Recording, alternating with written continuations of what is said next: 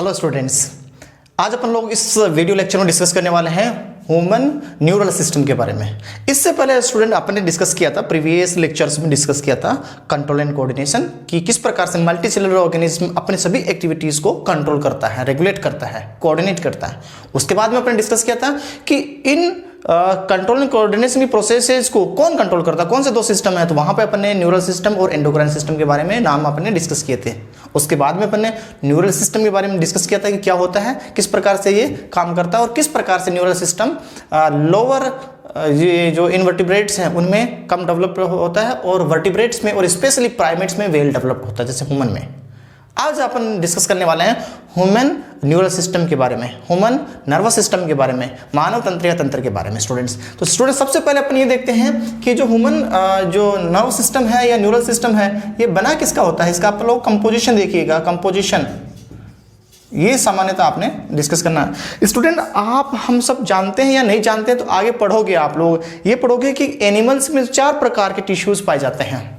पहला epithelial tissue, दूसरा connective tissue, तीसरा मस्कुलर टिश्यू और चौथा आप लोग पढ़ते हैं न्यूरल टिश्यू या नर्वस टिश्यू। तो यहां पे आपको ध्यान में रखना है कि स्टूडेंट ये जो न्यूरल सिस्टम है these are made up of neural tissue. मुख्य रूप से ये किसके बने हुए होते हैं, नर्वस सिस्टम या neural system is made up of student neural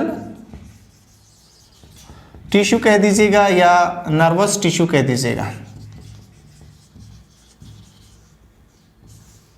ये आपको ध्यान में रखना है स्टूडेंट। तो अब यहां पे स्टूडेंट ध्यान ये एक और बात ध्यान रखनी है कि अपन लोग जब ये पढ़ते हैं न्यूरल टिश्यू पढ़ते हैं वहां पे अपन ये भी पढ़ते हैं कि न्यूरल टिश्यू की ओरिजिन क्या होती है, कौन से जर्म लेयर से ये न्यूरल टिश्यू बनते हैं। तो स्टूडेंट आप लोग 3 प्रकार के जर्म लेयर पढ़ते हैं, एक्टोडर्म, एंडोडर्म और बीजोडर्म। तो यहां पे हम लोग ये भी पढ़ते हैं कि न्यूरल टिश्यू है वो न्यूरल टिश्यू या नर्वस टिश्यू किससे डेवलप होता है। स्टूडेंट बताइएगा, फटाफट कमेंट करके बताइएगा, देखता हूं कितने लोग कमेंट करके बताते हैं मेरे लिखने से पहले। डेवलप्स फ्रॉम, बताइए स्टूडेंट क्या लिखूं यहां पे, एक्टोडर्म। एक्टोडर्म जर्म लेयर से डेवलप होता है कि नर्व टिश्यू एक्टोडर्म है, मतलब नर्व टिश्यू से बनने वाला न्यूरल सिस्टम भी एक्टोडर्म से डेवलप होता है। यहां पे स्टूडेंट आपको एक इंपॉर्टेंट बात याद रखनी है, एक्सेप्शन याद रखना, वो ये है कि ये जो नर्व टिश्यू है इसकी सेल्स पढ़ेंगे अपन आगे, उसमें एक प्रकार की non neuron cell glial cell होती है जिसका नाम है माइक्रोग्लिया। स्टूडेंट माइक्रोग्लिया है, उसका डेवलपमेंट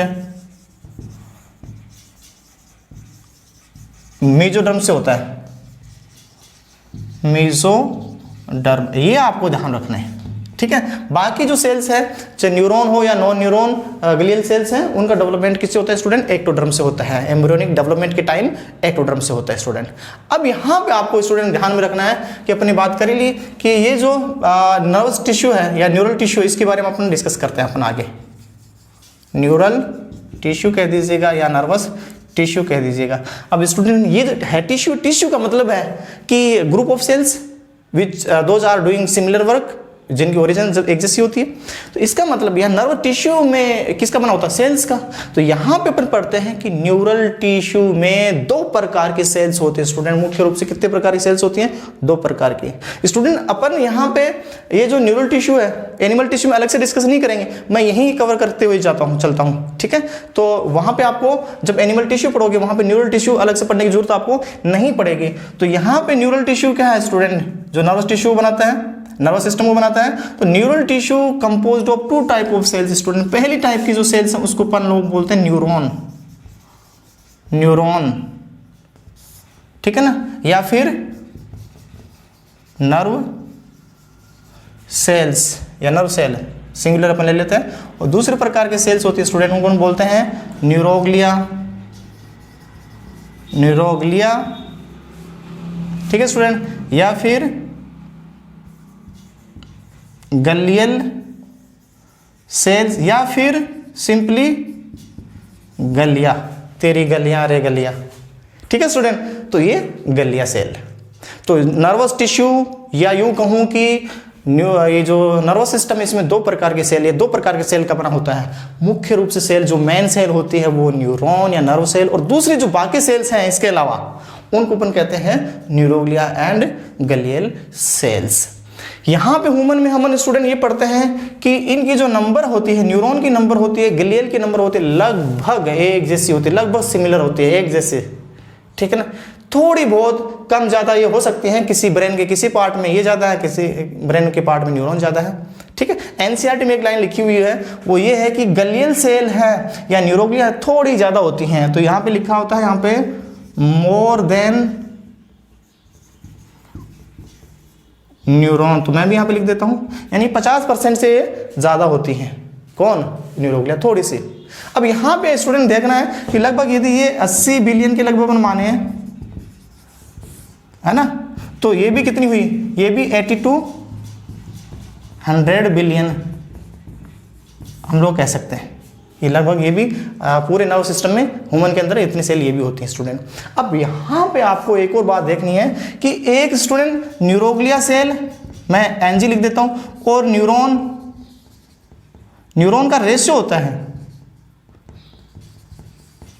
इनका जो रेशियो होता है। अब स्टूडेंट अपने ये कहें दोनों नंबर बराबर है तो रेशियो क्या हो जाएगा? 1। और यदि स्टूडेंट न्यूरोग्लिया ज़्यादा है तो रेशियो क्या हो जाएगा? Greater than 1। और यदि स्टूडेंट ब्रेन के किसी पार्ट के अंदर न्यूरॉन ज़्यादा है तो इनका रेशियो क्या हो जाएगा? लेस देन 1, ठीक है स्टूडेंट। अब यहाँ पे आपको स्टूडेंट देखना है, आपको ये लगभग 1 हो सकता है, और लेस देन 1 हो सकता है, और ग्रेटर देन 1 हो सकता है, डिपेंड करता है कि कौन सा टिश्यू। जैसे स्टूडेंट अपन बात करते हैं वाइट मैटर ब्रेन में, इसमें स्टूडेंट ये जो रेशियो होता है ये क्या होता है? एनजी/न्यूरॉन न्यूरॉन का जो रेशियो होता है वो सामान्यतः क्या होता है? ये ग्रेटर देन 1 होता है, लगभग 3 के लगभग होता है, ग्रेटर देन 1 लगभग 3 होता है। यानी कि ये जो न्यूरोग्लिया सेल है ये वाइट मैटर में न्यूरॉन से लगभग 3 गुना ज़्यादा होती है लगभग। और यदि अपन बात करें ग्रे मैटर की, ग्रे मैटर में क्या होता है? ये जो रेशियो होता है ये लेस देन 1 होता है, यानी लगभग ये 0.3 0.4 के लगभग होता है। यानी कि यहाँ पे ग्रे मैटर में न्यूरॉन की जो नंबर है वो कम होती हैं, न्यूरॉन की नंबर ज़्यादा होती है, न्यूरोग्लिया कम होती हैं। तो इस प्रकार से वेरी करता है। लेकिन ओवरऑल अपन पूरे सिस्टम की बात करें तो यहाँ पे जो ये न्यूरॉन है इनकी नंबर लगभग स्लाइटली सेम होती है। अब यहाँ पे स्टूडेंट इनका जो मेन फंक्शन ये जो न्यूरॉन है, न्यूरॉन क्या होती हैं स्टूडेंट? न्यूरॉन है ये मेन फंक्शनल यूनिट होती हैं, functional unit of nervous system या न्यूरल सिस्टम। यहाँ पे मतलब न्यूरल सिस्टम में जो काम किया जाता है, मुख्य काम करने वाली सेल कौन सी स्टूडेंट? वो कौन सी है? न्यूरॉन ही है। कई बुक्स में यहाँ पे लिखा होता है कि neuron is structural and functional unit of the nervous system. अब स्ट्रक्चरल मैंने इसलिए नहीं लिखा है कि यहाँ न्यूरोग्लिया भी तो है ना स्ट्रक्चर बनाने वाले, इसलिए नहीं लिखा है ना, तो फंक्शनल कहना उचित है। स्ट्रक्चर भी कह दो, कोई दिक्कत नहीं, कोई बुराई नहीं है, क्योंकि मुख्य काम तो नर्व सिस्टम का यही करने वाले हैं, तो इसका मतलब इसी का ये कंपोज होता है। तो ये आपको ध्यान रखना है स्टूडेंट। तो मेन फंक्शनल यूनिट है, और ये क्या करती हैं स्टूडेंट? मैं थोड़ा सा इसको एनजी रेशियो मिटा देता हूँ, और यहाँ पे मैं लिख देता हूँ कि ये जो न्यूरोग्लिया सेल क्या करती हैं? ये सपोर्ट करते हैं। ये क्या करते हैं? सपोर्ट एंड हेल्प किसको? न्यूरॉन को। न्यूरॉन को अपना काम करने में हेल्प करते हैं। तो जो भी नर्वस सिस्टम का काम होता है वो ऑलमोस्ट किसका काम है? न्यूरॉन का। और न्यूरॉन को अपना वो काम सही करे, सिग्नल सही तरीके से पहुंचाए, तो इसके लिए हेल्प कौन करती है? न्यूट्रिशन प्रोवाइड करवाने का, ये सब सपोर्ट एंड हेल्प करने का काम कौन करती हैं? जो नॉन न्यूरॉन सेल हैं, ग्लियल सेल है, न्यूरोग्लिया सेल है, वो करती हैं। अब ये भी कई प्रकार के होते हैं स्टूडेंट, ये अपन अलग से पढ़ेंगे। न्यूरॉन भी कई प्रकार के होते हैं स्टूडेंट, वो भी अपन अलग से पढ़ेंगे। यहाँ पे आपको न्यूरॉन की 2 बातें आपको बहुत इंपॉर्टेंट वो ध्यान रखनी है। इसकी जो प्रॉपर्टीज हैं, प्रॉपर्टीज वो आपको ध्यान रखनी है। पहली प्रॉपर्टी है स्टूडेंट एक्साइटेबिलिटी। एक्साइटेबिलिटी इंपॉर्टेंट है। और दूसरी प्रॉपर्टी स्टूडेंट वो है कंडक्टिविटी। कंडक्टिविटी ये दोनों प्रॉपर्टी स्टूडेंट बहुत इंपॉर्टेंट है। इन्हीं प्रॉपर्टी के कारण न्यूरॉन अपना ये काम कर पाता है स्टूडेंट, ये आपको ध्यान में रखना है। अच्छा स्टूडेंट, एक्साइटेबिलिटी का मतलब क्या होता है? एक्साइटेबिलिटी का मतलब होता है कि जो न्यूरॉन है ये इसके अंदर इंपल्स जनरेट हो जाए, इनिशिएट हो जाए। यदि न्यूरॉन के अंदर इंपल्स जनरेट हो सकते हैं, एक्शन पोटेंशियल जनरेट हो सकता है, तो अपन कहते हैं कि न्यूरॉन के अंदर एक्साइटेबिलिटी की प्रॉपर्टी होती है, एक्साइट होने की। ठीक है स्टूडेंट, तो आप क्या कहोगे, what is excitability? It is ability to initiate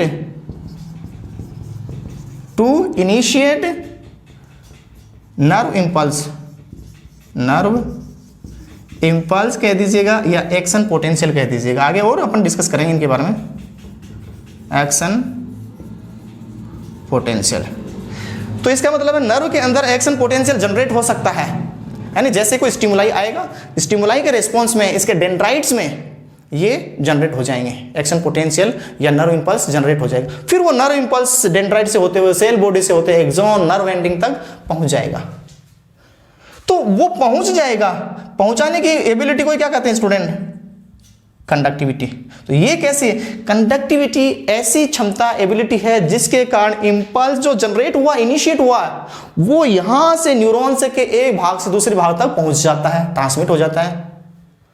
तो नर्व इंपल्स के एक भाग से दूसरे भाग न्यूरॉन के पहुंचने की क्षमता को क्या कहते हैं? कंडक्टिविटी। तो ये किसे कहेंगे? ये कहेंगे ability, it is the ability to conduct या फिर ट्रांसमिट नर्व इंपल्स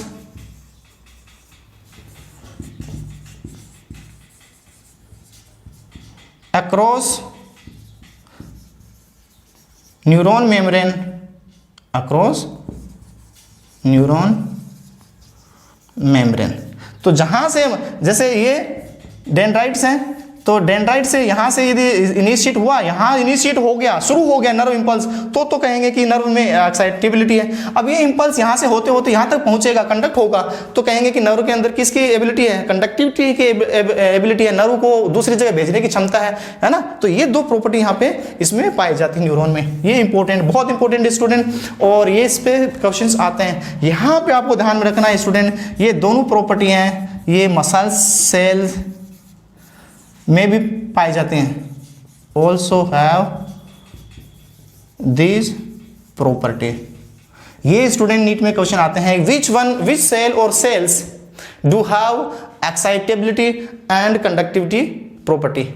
ठीक है, तो यहां पे आपको करना है कि न्यूरॉन तो होते ही हैं, वहां पे मसल्स आ जाए तो मसल्स का भी नाम आता है। तो यहां पे देखो, मसल्स में एक्साइटेबिलिटी, कंडक्टिविटी के साथ साथ में और भी प्रॉपर्टीज होती हैं, जैसे कॉन्ट्रैक्टेबिलिटी, कॉन्ट्रैक्ट होने की क्षमता, एक्सटेंसिबिलिटी, एक्सटेंट होने की, फैलने की क्षमता, वो अपन मसल्स पढ़ोगे तो वहां पे डिस्कस करोगे, है ना। अच्छा, एक्साइटेबिलिटी, कंडक्टिविटी के कारण ही तो अपन देखो हार्ट के अंदर ऐसे नोड, एवीए नोड है, वो काम कर पाते हैं, है ना। वो अपना सिग्नल पूरे एट्रियम और वेंट्रिकल की जो वॉल है उसमें भेज पाते हैं।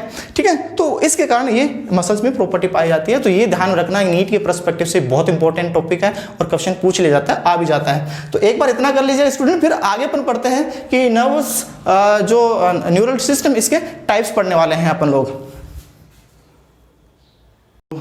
चलिए स्टूडेंट्स, अब अपन लोग डिस्कस करते हैं कि ह्यूमन में जो न्यूरल सिस्टम है, इसके टाइप्स कितने होते हैं, types of the human neural system. तो यहाँ पे स्टूडेंट देखिएगा, न्यूरल सिस्टम को मुख्य रूप से, मोटे रूप से अपन दो भागों में बांट सकते हैं। ह्यूमन का जो नर्व सिस्टम है उसको दो भागों में बांट सकते हैं। पहला भाग स्टूडेंट क्या है? पहला भाग है सेंट्रल नर्व सिस्टम, CNS, और दूसरा है पेरिफेरल नर्वस सिस्टम, PNS। तो जहां पे भी CNS आए लिखा, PNS आए, तो मतलब है सेंट्रल नर्व सिस्टम CNS से, और PNS से पेरिफेरल नर्व सिस्टम। अब स्टूडेंट देखिएगा, सेंट्रल का मतलब है हेडक्वार्टर, यानी कि मुख्यालय, यानी कि मेन ऑफिस। कहने का मतलब सेंट्रल नर्व सिस्टम पूरे नर्व सिस्टम का कंट्रोलिंग सेंटर है।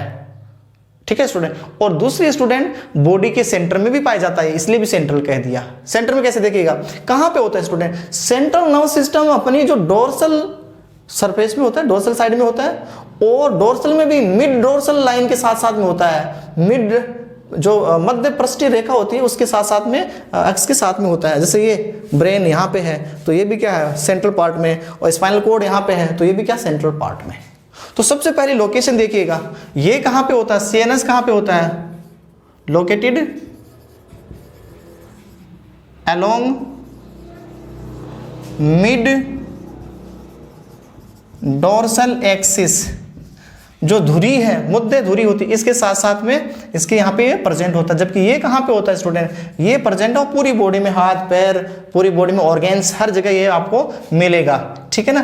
तो ये कहाँ होता है, लोकेटेड इनटू होल बॉडी में आपको मिल जाएगा ये, ठीक है। पेरिफेरल इसीलिए है कि सेंटर में है तो वो तो सेंट्रल नर्व सिस्टम, और सेंट्रल के अलावा, सेंट्रल भाग के अलावा, बॉडी के सेंट्रल भाग के अलावा बॉडी के और बाकी भाग, हाथ पैर में कोई है पेरीफेरी में, परिधीय भाग में है तो उसको पेरिफेरल नर्व सिस्टम। तो केंद्रीय तंत्रिका तंत्र और परिधीय तंत्रिका तंत्र आप लोग इसको कह सकते हैं। दूसरी बात ये है कि स्टूडेंट देखिएगा, ये जो सेंट्रल नर्व सिस्टम है ये सामान्यतः क्या होते हैं, ये होलो होते हैं, होलो होते हैं। दूसरी बात आपको इंपॉर्टेंट है वो याद रखनी है कि होलो होते हैं और ये किसी न किसी कैविटी के अंदर प्रेजेंट होते हैं, सामान्यतः कैविटी के अंदर प्रेजेंट होते हैं, बोन्स के द्वारा कवर्ड होते हैं। तो ये है प्रेजेंट एनक्लोज्ड, मैं लिख देता हूं वर्ड है एनक्लोज्ड इन कैविटी, कैविटीज, ये आपको ध्यान रखना है, ठीक है। आगे डिस्कस करेंगे ब्रेन कौन सी में है और बाकी ये पोर्शन में। अब यहाँ पे आपको ये सामान्यतः ये क्या है, एनक्लोज्ड नहीं होती हैं, कैविटी के अंदर ये प्रेजेंट नहीं होते हैं, जबकि ये कैविटी में होता है, ठीक है स्टूडेंट। फिर बात आती है फंक्शन की, बात करेंगे, इंपॉर्टेंट है फंक्शन क्या होता है।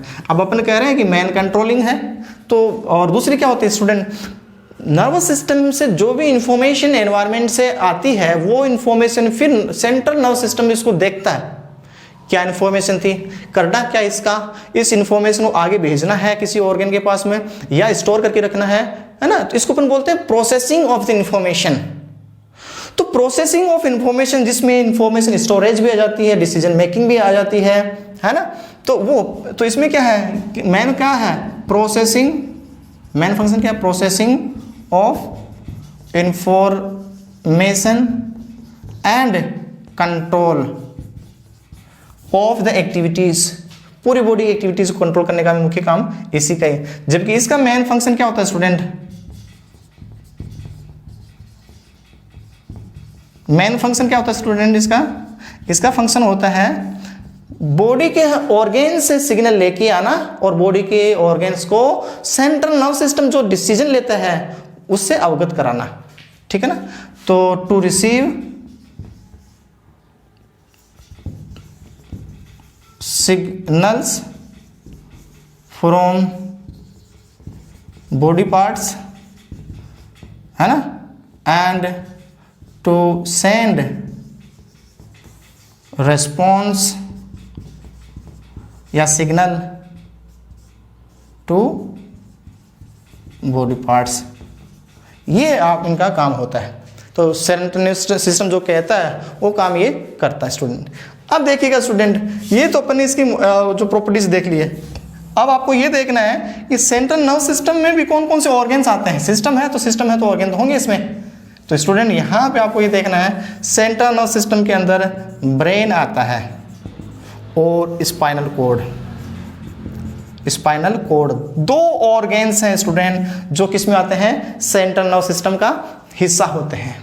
ब्रेन, तो ब्रेन हमारी बॉडी के एंटीरियर पार्ट पे प्रेजेंट होता है, अग्र भाग में होता है, और ब्रेन से कौन निकलता है, एक कोड है ना, एक रस्सी जैसी वो एक संरचना निकलती है, आगे डिस्कस करेंगे, ट्रैक्ट निकलती है जिसको अपन क्या कहते हैं, स्पाइनल कोड। अब ब्रेन स्टूडेंट किस में होता है, ये प्रेजेंट एट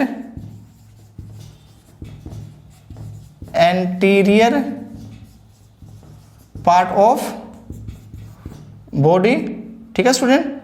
दूसरी बात ये क्या है, ये कौन सी कैविटी में प्रेजेंट होता है, enclosed into cranial cavity student, cranial cavity, skull की, खोपड़ी की जो कैविटी होती है जिसको अपन बोलते हैं क्रेनियल कैविटी, ठीक है स्टूडेंट, उसमें ये प्रेजेंट होता है। और ये man decision making, information storage का पूरा काम ये सामान्यतः ब्रेन करता है। आगे अपन इसको अलग से डिस्कस करेंगे स्टूडेंट, ठीक है।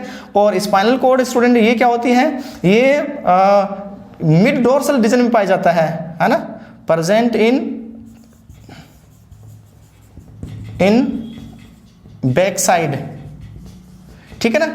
और ये किसमें एनक्लोज होता है? एनक्लोज्ड इन वर्टिब्रल कॉलम स्टूडेंट, रीढ़ की हड्डी, बैकबोन, वर्टिब्रल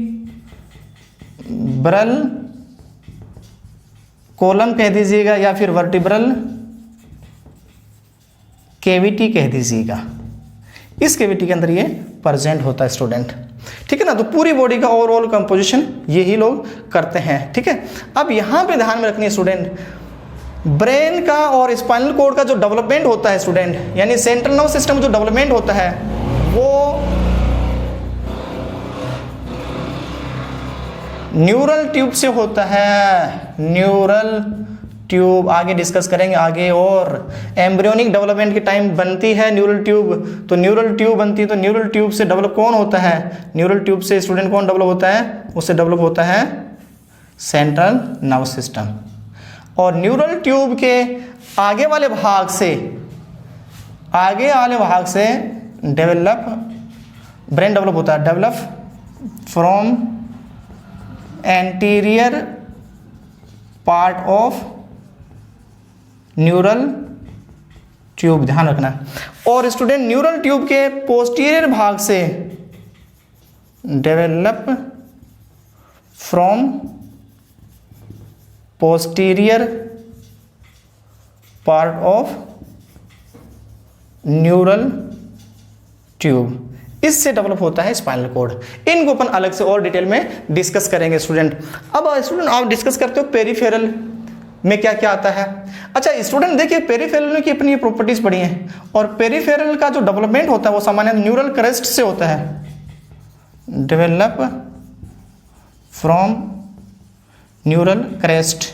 आगे और अपन डिस्कस करना इंपॉर्टेंट है, याद कर लेना एग्जाम के पॉइंट ऑफ व्यू से। सेंट्रल नर्वस सिस्टम का डेवलपमेंट न्यूरल ट्यूब से होता है, जबकि न्यूरल ट्यूब के पास से बनने वाली, न्यूरल ट्यूब के बनने के बाद में बनने वाली न्यूरल क्रस्ट से बनती है पेरिफेरल नर्वस सिस्टम। स्टूडेंट ये आपको ध्यान में रखना है स्टूडेंट। अब स्टूडेंट देखिएगा, ये जो पेरिफेरल नर्वस सिस्टम है इसमें क्या आती हैं? इसमें जो नर्व्स आती हैं, इसमें क्या आती हैं student? Nerves originating from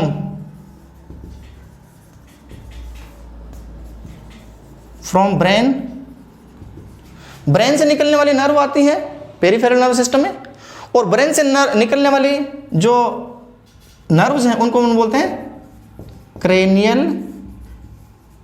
nerves. जो कितने होते हैं स्टूडेंट? जो हमारे ह्यूमन के अंदर 12 पेयर्स होते हैं, ये भी आपको बात ध्यान में रखनी है।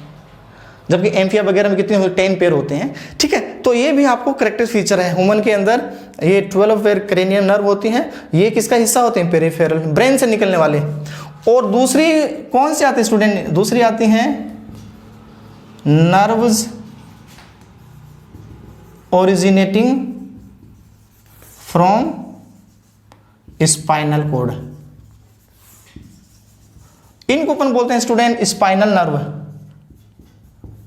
Spinal nerves. और ये स्टूडेंट ह्यूमन के अंदर 31 पेयर्स होते हैं, ये भी आपको ध्यान में रखनी है। ये कितने होते हैं? 31 पेयर्स होती हैं ह्यूमन के अंदर, स्पाइनल कोड। ये सब भी किस में आती हैं? पेरिफेरल नर्व सिस्टम में आते हैं। तो ये आपने ध्यान में रखा है। अब स्टूडेंट एक बात और आपने देखा, मतलब सेंट्रल नर्व सिस्टम ब्रेन और स्पाइनल कोड आ गया, पेरिफेरल में ब्रेन और स्पाइनल कोड से निकलने वाली नर्व आ गई। जो ब्रेन से निकल कर जा रही है क्रेनियल नर्व, पूरी बॉडी में जा रही है, वो पेरिफेरल सिस्टम में आती हैं। स्पाइनल कोड से निकलने वाली पूरी बॉडी में जा रही है, वो स्पाइनल नर्व आ गई, वो क्या बनाती है? पेरिफेरल नर्वस सिस्टम, ठीक है स्टूडेंट। सो ये आपको ध्यान रखना। अब स्टूडेंट ये जो पेरिफेरल नर्वस सिस्टम जिस नर्व्स की बात कर रहे हैं अपन, ये नर्व्स फंक्शन के आधार पर 2 प्रकार की होती हैं स्टूडेंट। कितने प्रकार की होती हैं? फंक्शन के आधार पर स्टूडेंट 2 प्रकार की होती हैं। तो वो फंक्शन के आधार पे 2 प्रकार की कौन कौन सी होती हैं स्टूडेंट, वो मैं यहाँ पे आपको एक बार डिस्कस कर देता हूँ। तो स्टूडेंट जो पेरिफेरल सिस्टम की जो नर्व्स हैं वो फंक्शन के आधार पे 2 प्रकार की होती हैं। आपको पता है तो फटाफट जब तक मैं इरेज करता हूँ तब तक मुझे कमेंट करके बताइएगा कि कौन कौन से 2 प्रकार की हैं फंक्शन के आधार पे। तो ये आपको ध्यान में रखना है स्टूडेंट, ठीक है। तो यहाँ पे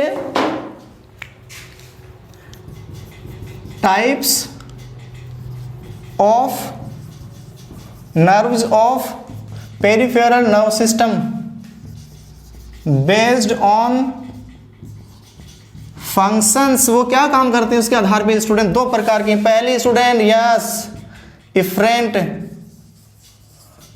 नर्व्स और दूसरी student efferent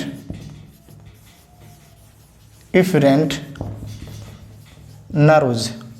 student afferent nerve हैं, इनको आप लोग सेंसरी नर्व भी कह सकते हैं, सेंसरी नर्व भी कह सकते हैं, और ये इफरेंट को आप लोग रेगुलेटरी या फिर मोटर नर्व भी कह सकते हैं student.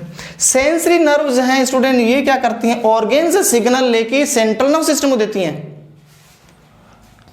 Bring signals from organs to central nerve system. ठीक है, जैसे हार्ट से कोई सिग्नल लेके आ रही है ब्रेन को दे रही है ना, इंटेस्टाइन से लेके आ रही है ब्रेन को दे रही है, स्किन से सिग्नल लेके जा रही है ब्रेन को दे रही है, वो क्या हो रही है, सेंसरी या फिर अफरेंट नर्व्स आती हैं। और स्टूडेंट ये क्या होती हैं, ये सिग्नल को bring signal from central nerve system, चाहे वो ब्रेन हो या स्पाइनल कॉर्ड हो, टू ऑर्गेन्स या बॉडी पार्ट्स को लेके जाती हैं। तो ब्रेन से सिग्नल लेके जा रही है, वो कौन सी है स्टूडेंट, मोटर या अफरेंट नर्व। ये किसके हिस्से हैं, पेरिफेरल नर्व सिस्टम के। तो अपने दो प्रकार की नर्व्स पढ़ ली हैं स्टूडेंट। अब आगे पढ़ते हैं स्टूडेंट, पेरिफेरल नर्व सिस्टम को भी आगे अपन दो भागों में बांट सकते हैं। तो यहाँ पे अपन आगे डिस्कस कर रहे हैं कि जो पेरिफेरल नर्व सिस्टम है इसको भी दो भागों में बांट सकते हैं स्टूडेंट। तो अपन एक मोटा मोटी देख लेते हैं, फिर आगे और डिटेल्स में अपन देखेंगे स्टूडेंट। तो ये देखिएगा PNS पेरिफेरल नर्व सिस्टम, ये भी स्टूडेंट दो भागों में बांट सकते, दो प्रकार का होता है, सोमेटिक पेरिफेरल नर्व सिस्टम और स्टूडेंट दूसरा है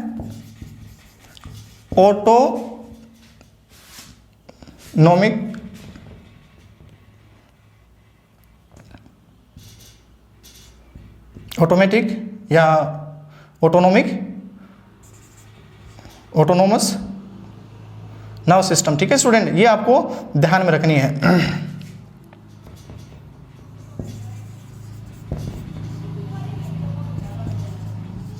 पेरिफेरल नर्व सिस्टम, तो ये स्टूडेंट आपको इसकी जो है ना इंपॉर्टेंट चीजें हैं। और यहाँ पे आपको देखनी है कि जो सोमेटिक नर्व सिस्टम है, ठीक है स्टूडेंट, तो ये क्या करता है, ये सिग्नल को लेके जाता है और सिग्नल को कहाँ पहुँचाता है, ये सिग्नल को स्टूडेंट पहुँचाता है जो अपना स्केलेटल मसल्स है, ठीक है ना, ऑटोनोमिक या ऑटोमेटिक कह दीजिएगा आपको। ये किसको पहुँचाती हैं, ये तो किसको पहुँचाती हैं, सिग्नल, इसमें क्या आती हैं, नर्व्स विच ब्रिंग सिग्नल या गिव सिग्नल कर दीजिएगा, give signal to skeletal muscles, skeletal muscles.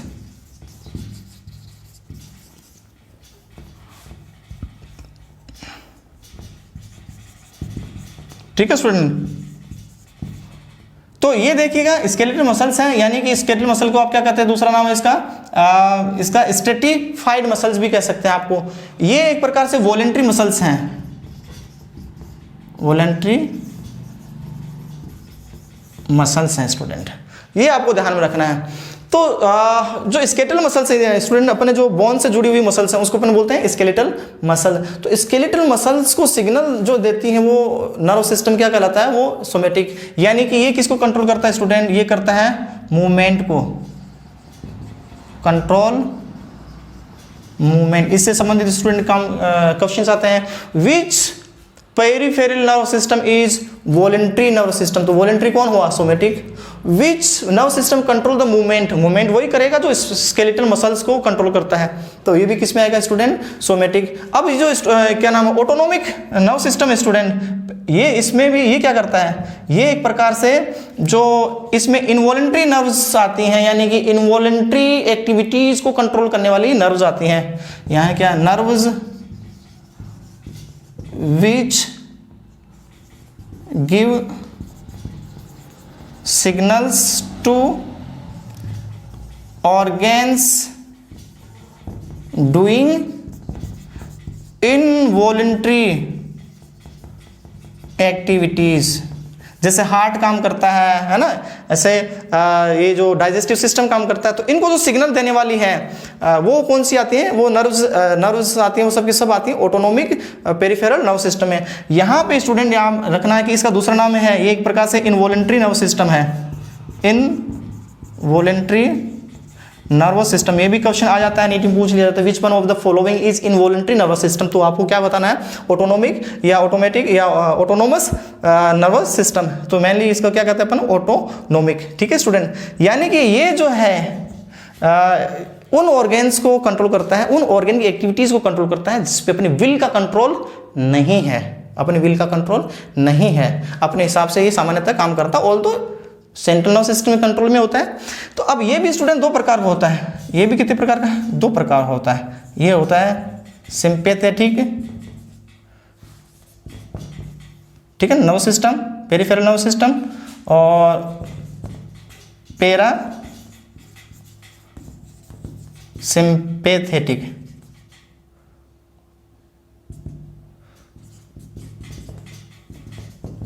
ये दोनों एक दूसरे के अपोजिट होते हैं स्टूडेंट, क्या होते हैं, एंटागोनिस्टिक होते हैं, एंटागोनिस्टिक,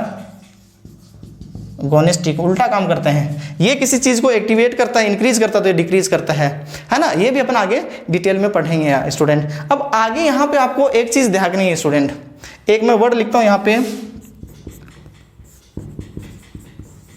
एंटेरिक नर्व सिस्टम। अपन स्टूडेंट जब डाइजेस्टिव सिस्टम पढ़ते हैं और डाइजेस्टिव सिस्टम की हिस्टोलॉजी पढ़ते हैं, तो वहाँ पे अपन पढ़ते हैं कि डाइजेस्टिव सिस्टम की जो